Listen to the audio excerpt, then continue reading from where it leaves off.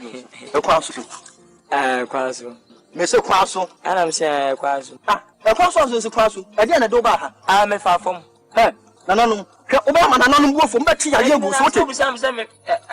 as me fa fom andi. Nananum se dey na do be pie ha. Nana. Dedi kam watena si. DL News.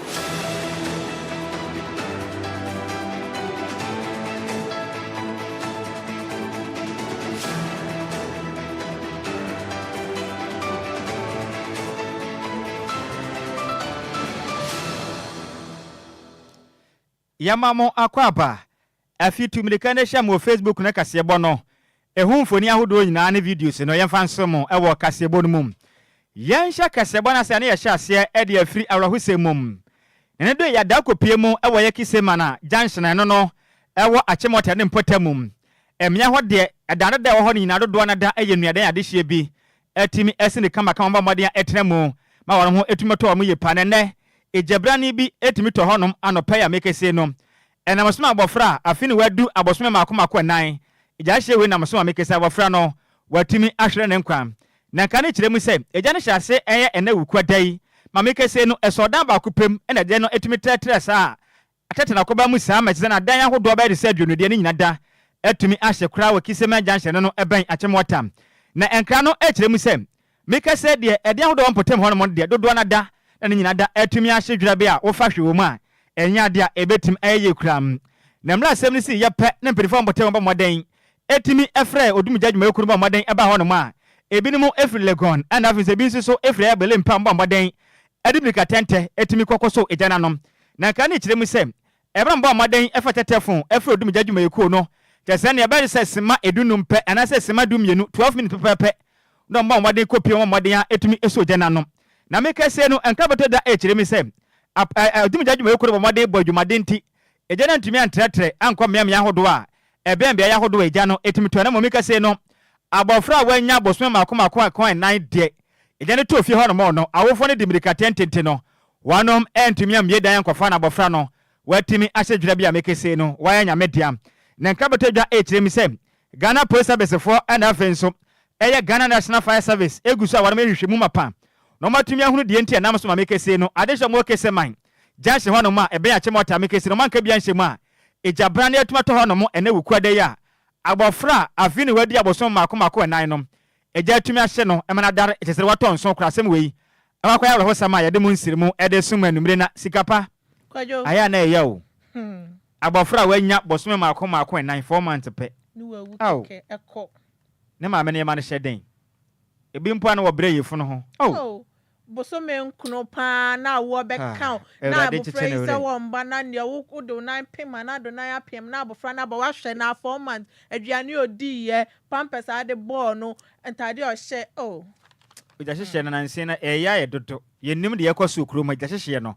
kame aye se eya ye too much ano odin pa nyankopon emfa abofra ne krin se na busuafo so oncheche omowere yenkoyanim yentu akasebo ne so na chese okwa Salaga Senior High School ni dia eya disuanfo be ye aduonu dia police for achewom e dia fentokwa bia omokokon ye eye campus onu ma emu baako de we pre epratro for chese mu adin ye papa na okwa Salaga Senior High School na no East Gonja eye municipality no Savannah region no mu chema eya de antokwa no esi ma school fo ni na e de omuhu bebo ma chese okwa campus onu dia enya asem keto eno nam so ma police for ebe mu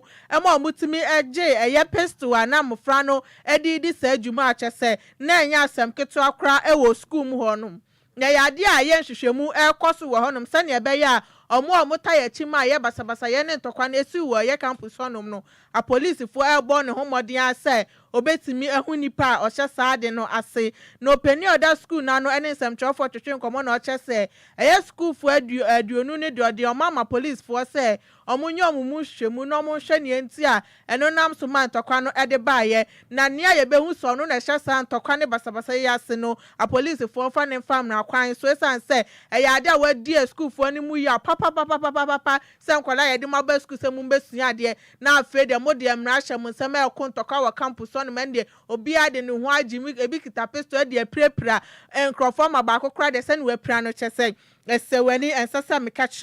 na mu eye du son de a police for kire se ya de a o ma grant o mu be o na mu miensa no o mu guso aye nhwehwemu e de afa o mo ho nti we ne nsem a esi we ya Salaga Senior High School Salaga nso ho akwajetew mese school mo friend abofre ya CHS fo ya bia enye ndra na ba ko beto mo nto so mo de sekan bro Accra Academy Senior High ho no mo de kutukuru nkrante ede panishi nipa ene nenso Salaga nso ajeta omo kontokwa gidi we predi mo ten na nsenya nso meti bi wo yemfikyire ha ya Accra ha ya na memmo school ni din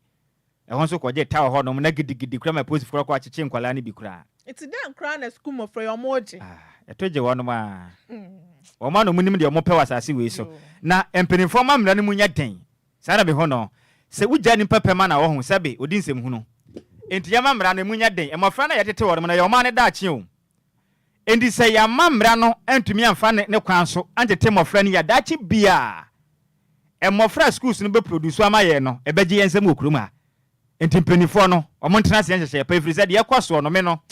eya gye minsɛm misu so sɛ wo sɛ ye omawofo ne so ebo omo ho mode sɛ na be om betete omo ma no mo ne ombenya eye kasa kyerɛ esan sɛ obi wo no masuban no de free fie na de be school mu ho no mo sɛ ofri odi free fie na ekɔ no nso no okoduru wa sɛ school mu ho mra ne ye adwuma aka no na be ye de mpa sɛ school ni abofra betumi de brantan akɔ school sɛ wo de kwa akɔboro obi wo sɛ ne hwan na school for mo franya kukuduro ebo atwede gidi saa keke posifo no ma che wo no momfa mra kwan so na mra no ne wamuni ebeboa pa yento akase bo no so na yenkɔ ya niman na kata tetenten Africa Ghana mampanin John Dramani Mahama kache aba na Ghana mampanin echirem se o man Ghana mamra no eye article 78 cross 1 ana afensu 79 cross 1 no ema na kwanya sem obetumi aba no homaden no watumi apaw asoafo be de akire na emra ne se ne se opaw mu wiepe oma no homaden se Orba kwadan ma se badwam acha me hene watena se na wode ma se hu komnya bobo hu ne hu se nipa no wode mo se fata sabe dwumadi ahodom kwa kodie no wano betimi ade anasa wano mtumi ni ntiga na mampanen John Dramani Mahama moden apaw aswafo bi amakwabo omo moden akwakwa ya aswafo be de kira kwahwe ma manga na kyeche ne kanko no eniama etimi akonkan ye pam enipa odi kan okwakobo adwuma awa aswahwe manga na sika sam so me kira ye Ministry of Finance no okwakwa na be de kye ne den ade Thomas nyako eye ampem de otosum yenu ye Ministry of Interior Ebenezer okrete Talabi onu so kwakwa adwuma pa honom ena Minister of Defense NS Broja Jamfi onu so kwakwa adwuma honom de amman Ghana afin so aso yehwe amman Ghana humasua so edipa kwakwa adwuma se ne osofo be de akire waso ya ehwe amman Ghana humasua so Clement Abbas Apak kwakwa adwuma Even so omanga ne ho ne nsensem ho mikire Ministry of Energy ena Green Transition ne nso Richard Jan Mensa ekwakwaya na bedi akire honom so abo adwumaden pam even so asahwe omanga na tese na yakwan ne yakwan tempon sensem so openi anu so abo ni se ekwakwaya na bedi akire de abo adwuma no so Lasan Suhini ekwakwa adwuma Shaibu anu so ekwakwaya adwuma pa our Ministry of Roads and Highways de odi hobio nso asahwe omanga na atentene ana even so aban lo ya panin ono so justice srem sai okwakoba dwumade honom liasom omai Ghana ebia nso so okwakwa omai Ghana yanakwa ya na venso obode ne pode adom asase ne mo no nso Yusuf Sulemana okwakwa na bede akira kwakosom omai Ghana pa wedie ama kofibu a wanya wabede akira bababo pa wadwuma etimi akonkan ye pa etimi ediamam Afinso Ministry of Local Governance and afinso Chieftaincy and Religious Affairs nso Reta na Odole so wanso ekwakoba dwumade honom so ekwakwa na bede akire the Autosubia Ministry of Works, Housing, and Afinso Water Resource, Gazela, Tate, Aboti, Kwakabaju Denso, Honum, Ediama, or my Ghana. The Hobian so Ministry of Tourism, Culture and Creative, and after Creative Art, my funny view. Ministry of Tourism, Culture and Afinso Creative Art, Yusuf, Isaka, Jaja, and also Honum, Aquaquena Bedia Chile. The Autosudum Yenu, Ministry of Food and Agriculture, or some Kwakabaju Maden, Aquahas or my Ghana. Emfudie betimi aswa bribra na omanga ne kwaya so akonkan ye pam John Kofi Seto Dumelo aha we de agirjo mala no wafa ase akwa akwa adwumaden pa won se kuaye ne de ono a obo kuaye ho adwuma dada ne senti senior akwa adwumaden de to so du miensa so Ministry of Trade Agribusiness and Industry Samson ahi me wafa ase o se hwimpotem ho no no ofi no so akwa ye deputy edema Ministry of Trade Agribusiness and Industry krata ya bayin opanipa ne nsa ehya ase no Felix Ofosukwate ono ye kasamafo edema oman Ghana and in sa krata we ase na ba ye de esom enimre Sikapa Kwadwo dia bani deputy ministers no wo modi na atodwa no entom kwa akosom Ghana nkrata na da so no ba Facebook no so a ubenya bi ne watimi akenkanti yeguso kwa wa wudin pie mu nam se de aye na aye asan ne sa de adron de am se de aye na aye nti se wotwen se wudin baba na ma aye de a mempabo munya den ana de mani age ho pa ye John Dumelo won so no akasa na akuaye no nani je ho oya de ne mebona baso oya de unse da bia da na da bia na okopie mu a kwen fa so nani ji kua dwuma ho no ye bom pa ye se kwanya kase wanya no o magana fo hu ne se kuaye na wo ye no ye de tumi ma na obetumi aboa makuafo nso ho tumi ato nti we de ofa na nim de anusua ho na wanya wa kua dwuma ne mu no enkosom Ghana ananya sa o ma peni wa ya de pa nti hanu bo nsima ma peni o ma peni wa ya de nti hu ye manage ye pa Sikapa ese Ghana man peni John Dramani Mahama Yankopon hira se o krashe wono so ana oh de John Dumelo o krashe wono so asema na mi bisa we ese de Kwadwo de bi menye sa yenko yenim yanto akase bone so na asafo he de ma edweso anu wa akuapem traditional council anu wa pie mantemu na okofo kwame appointment ma odikan abeka side afa basabasa ye call so wa abra na appointment committee ye ma shebedwafo no vetina eno nam so ma manager pade bebre na SSye ana ye nana echemu se speaker of parliament right honorable Alban Sumana Mbabe ne sema odi betudwa ye nhyehyɛ odi tudwa se ma shebedwafo no bebo mo modin ase japade o ma se ni na betimi atwa na yade a wa yade ye papa no chiema yesu ban ma shebedwafo ye koyi na di no enya ade a ekoye Christ and say omo ye mpanifo a ye mabunu no ehom asua wom bebre na so na eti TV ho a na omo hwe dwumadie no ebi nso wa manone a na omo ani di ye dwumadie na chi na mpanifo mo amutimi mabasabasa ye say ekoso de na chese magu oman nanim as ye papa inti ade a ye na shebedwafo ye ne de omo anya ade kra na ye on all kasa no se minority leader Alexander Afenyomakin Longusi wa bepa speaker of parliament sure say on form boni omu ye na emfa nchen esan so mo ehun say boni omu di ye no omo anye ni ye kra na mo hu ondo hu ni sa so twa ye right honorable Alban Sumana Mbabe edi man na shebedwafo ye de wa yard ye papa e wa bro ne nsemtrofo atwetwe nkomo no odi nsem say etuja nyama na omo say ne lidje so omo a omutua muka you have to bear the cost ya mo omo ntua hoka next time will be fufuro so ba oba be the same thing ti nyama na omo say ne de so omo bear the cost of it sancrofo na so omo hold you more responsible omo ni mfani sika ntua Mr. Speaker ne ya adwin because of someone to me omo bear cost na obi fufuro so ba oba be the same thing na to aso na ekoso ebi ochina bi yeni ni ebisi they have to bear the cost. 4 MPs now want suspend no so no. Nka me hwa ne kwan mu no. Ne kwan mu pa because they have to do the right thing. No be fufuro so ba. Ejuma o maye anana mo bia o motu no. Omo so be hwe so pepepe no mo dia ye ejuma no. Se no be ya yen so ye ho betoye na o man no etimi agidin tem ya problem bi amba. Obi ni ninu yankokon, obi ni ninu yanko yesei. Nti to me say suspending o mo to me there. Me mpenifo no ya adwen. Omo kono mo kotina fi na mo kodwen na mo samra ya wuti ye nana okofo kwame appointment ma odikan on na ya asafo he de ma edweso enu wo akuapem traditional council ni wo prayer mountain mu na ya manibo ye nsem chiro ni kontin kofi obo ana ede besom ye to akase bon so ne kopie mu ne yenkoso anyira mu ewo oman Ghana ya ma se bedwam na wonim se nansen ana no ye wo de twam ena appointment committee no ekwatena se na vetin na eguso ekoso kakrankrasa na yenim de free soro betwa bayra huma bayra entumi amu akese a na edom kuma no echim so mabrenti ombeso na kofie ekwa akwada free se na omabre yi pass ana no mo kire ena dom kese ne se da bida aban pentem ede asoafo na yadwumanti mpo mu ntena se na vetin ne nkoso na mentemo aso pai se ta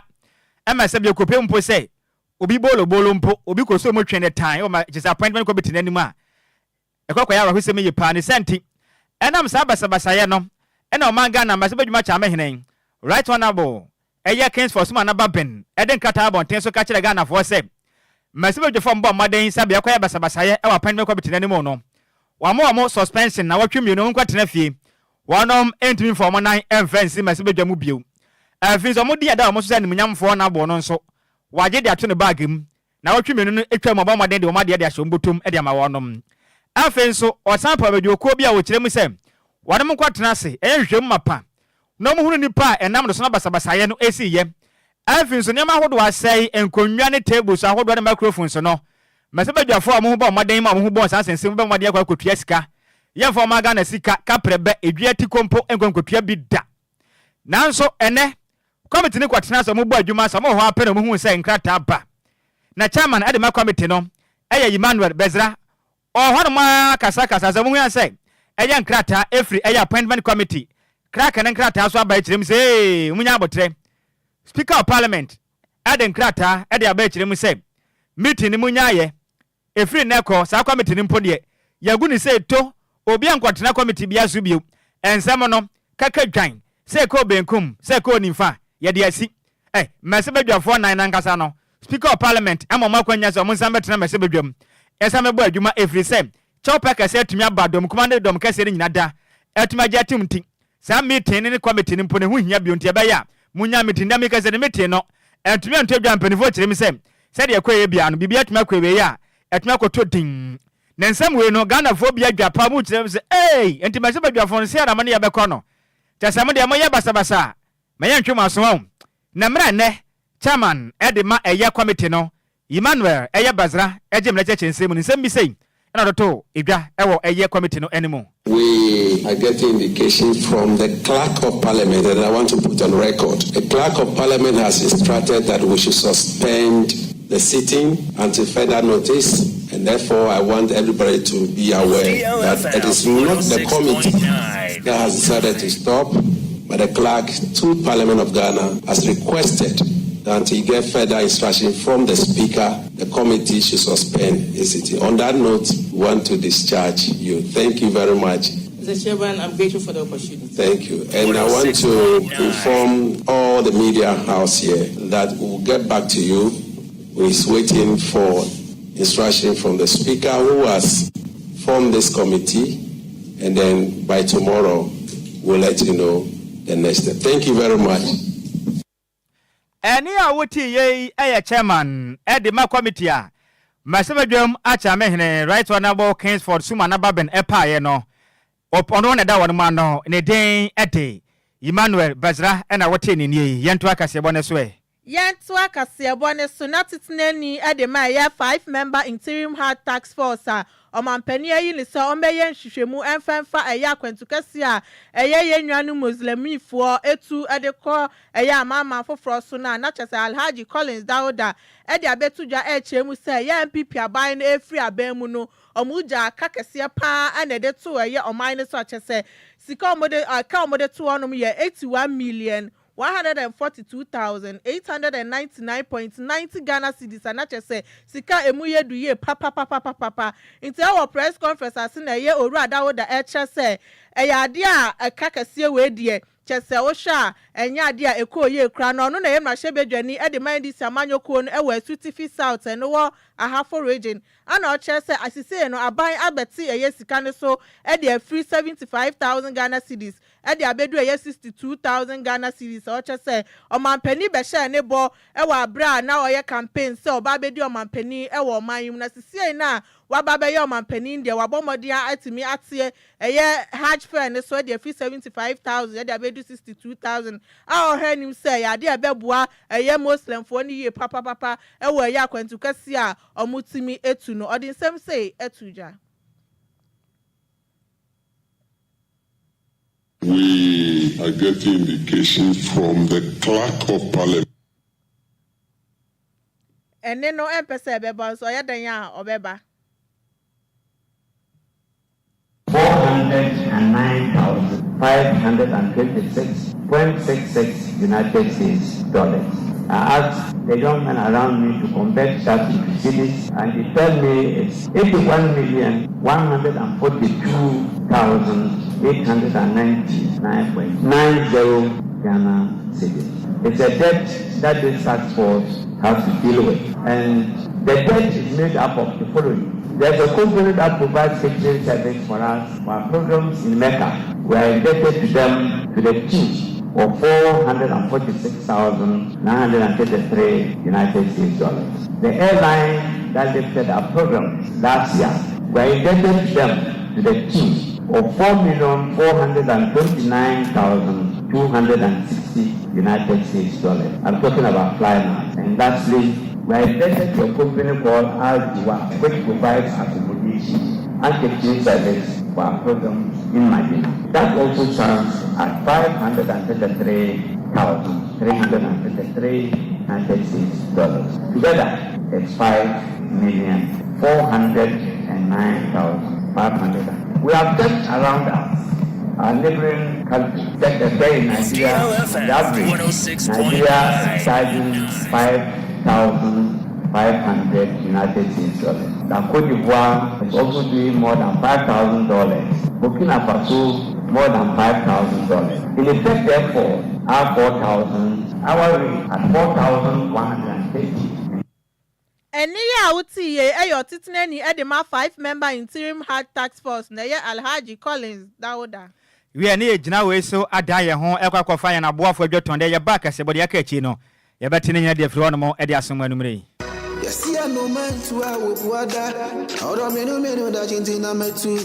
Makwantu ohun eye medadwen nanso me yansam tro ne nti menya adagye ye hwehwemu ekohu Sunday Sam's consult na wonom nti ende metimi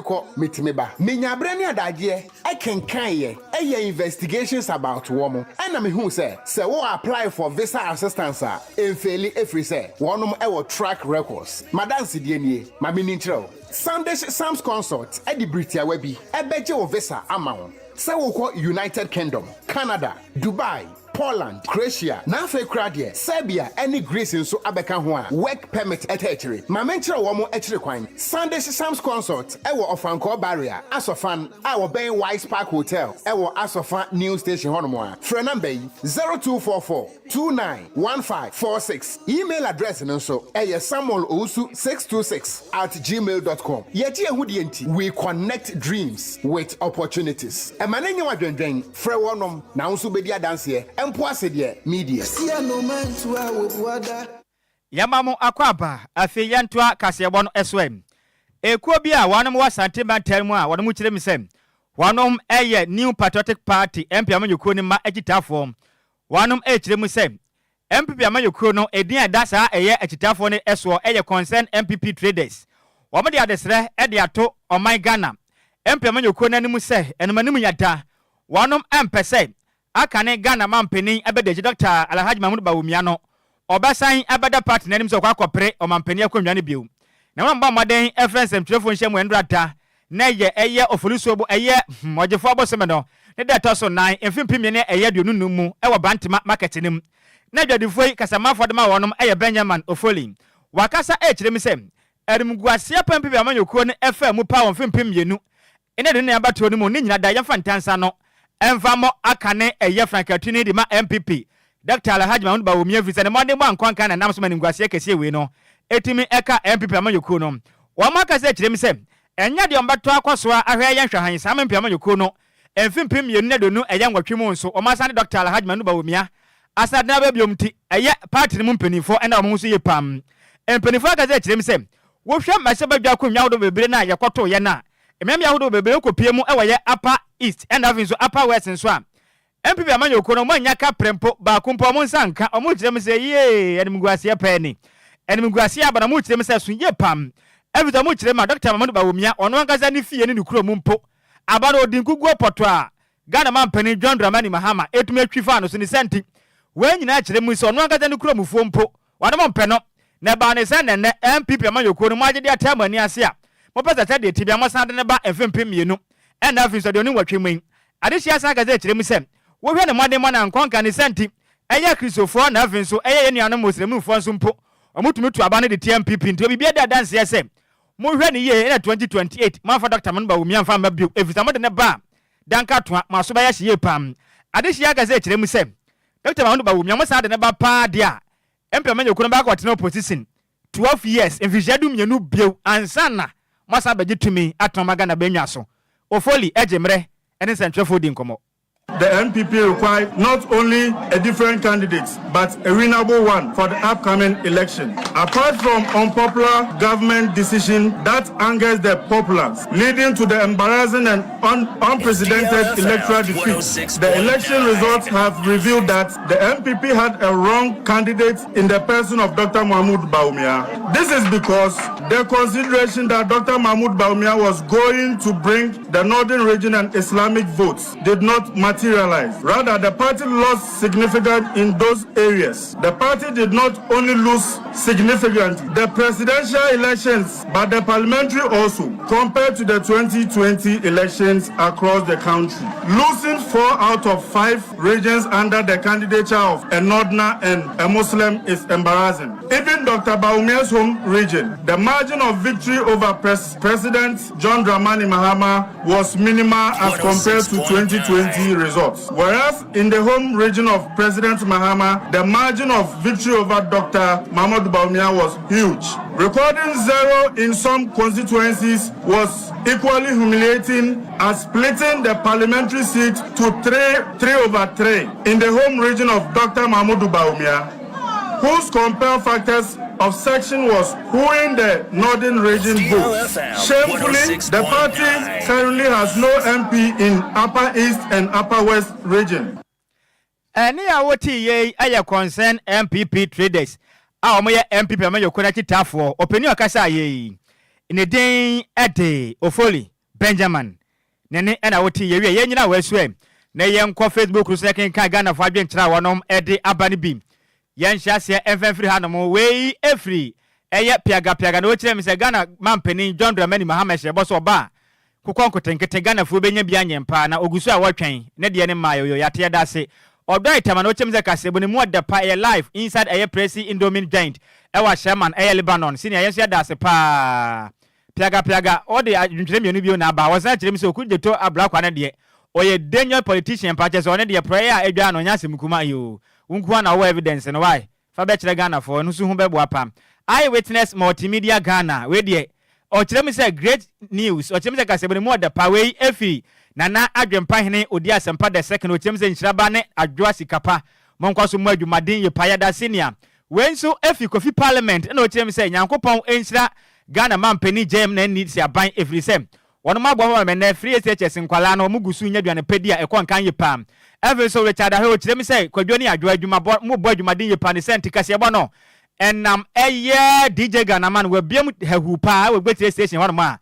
ade hye ni nyina etie bi DLFM anes ya da senior Nyankopon onhyiram we nso every senior man Charles Mante US Mountain so o kire me say Mr. Speaker Right Honorable King for Suma na Baben eye sama se badwafo no be pa wo cho ne de ano no ntimi hu si hu kwan se ejinase a wu se so mo maden atumi atwe wono ma ya basabasa na so no ese wujai efiri se eno batumi aboa emma mese badwafo wo ya basabasa no etumi de adusuade de mafoforo ne se be ya sa basabasa ye no ebi ensense bi no si de asi we de o se very disappointing to ama na wira hoye pa senior ya da se pa sa wonso wo de agentwe mu hom se pa wo de apa Ghana ne yaduro wanchan so fa na me so min so fa asme de honi committee a masebe djuma chia me henete ya no kirem se wagu no basabasa na ekọ so hwehwemu no enya de bekọ bionti no obi ampa ne ba bi nkwatena Ghana ni aseme wote a odwe ho san na enim se de okan ko baba no ho maden so agya ne tumi so aba maden amanka ya twe bi ni maso na yensan na ho nanso dada na ankwesi aga o kirem se committee ne kura mo nkwa setena bio Ghana ni wote se de basabasa yesi ye nyina achi speaker asa beka se kirem se committee ne yengu no mo bia kura nkwatena so ko hwe asem bia mu bie wa what ya wo so mu sen 0534050199 0534050199 na 0593406565 ubetime afro do adwenkyere no edia ba de asie Ghana ne wo so mu sen ebeboa yenya ne saa se ne mase badwafo de mra bia nkyekere wonom de o meye bia yenya wo no nya de o mope se na woka edefa ho 0534050199 199 053 40 50 199 0593 40 65 65 and then as a homatrofo na ya nwene ne sepam enti DJ Omale bo na hwe ayi telephone ma me na I said o na ya nwene ne se ye gusu aboy homodin bia sa frefo na betimi atom na yetimi enemo ede nkomo 053 40 50199 053 40 50 199 0593 40 65 65 wo frɛ ba ebejo na wadwen kyerɛ no wo de abame fa ne sei hello majo me pa tell ye ja Sammy B Dixon ba dako droba achima dukuru mayenti o afa me da se nyame hye on adwuma pa ba mati so no mangana ya da se akora woni bibi so obi kokot na wa ampre ne ho a it doesn't mean say wa ampre ho nti na course de betel na mum so obama 10 years a otimi twa so ba 8 years nti yesre emra se ma tia mahene henceforth so na ba babu honorable nwa se ne ama nti se wa genga na ho se utu won sen na se wa sen afra won a msusu se asotwe bi a wo se wo de ma won ebe na yesua den a wo se wo de ma won na ne ama no so wo se da ma utu aka papa because Ghana ebra se yempemfo no wo ya de pa ni idu ngati ni sua won yenso ye da se pa won so betun do adwen kyerɛ no e dia bra ye ta mo ne de enya so ane sananso oba ye befa wo na won so do adwen kyerɛ no e dia ba 05340 50199 059340 65 65 dia sie masibedwafo de my untouchable yentimi fa yensan kan we free say o menya masibedwafo de si ye nyina kini ye se o mo mfa mo ho nkodi committee ne nso 2010 time o matwam Ghana ni asem we e ha adwen yi pa Sikapa ye sore so emra na so nti afrefo no kura no wo fra ha yentumi mfa pa kan ye gina ye konso obu ye kuom se pon kura na jezeja watimi aba betena so da kopama so nsem na to aso de sie no emu oya pa enya me do enya me de enya me de so Ghana nti wo mo no emra no omutumi nka nkire ye se wo mo ye obi a omubu mra no so de nti o ma pacha unte no yenya wo mo saa na mo nya de mo pe okurom ha na eno ni asem no me wura ho pa me twere krata akoma speaker no ohwehwe mu yene de yekoso no me wo fa seketo ma ne nye ho kra wie na ye gina we sina kasebo no yabunu ko mu se pon kasebo no mu samfo eya mace mebe entwi ne se mu ede ema yen DJ Omalion na afenso kofite de ekopie mu Facebook so ma kasebo no wunya bi ehwe ne no me no ebe sum animre no we eya Kwadwo ni Adwoa edi amaje so etakra de Kwadwo krom to be we de se konkrom Nhyiraba Kwadwo Sammy B mene Adwoa Agyei Sikapa na emo me pese me fanchi akase ma London na nie ene eye afu akakraba munam wo top radio musuma bia mutie me deden ntinchi akase enko emfa emmamo na ye gina wo sinamba mu nyina monitor adehye DL Power Sports emu ade ejawo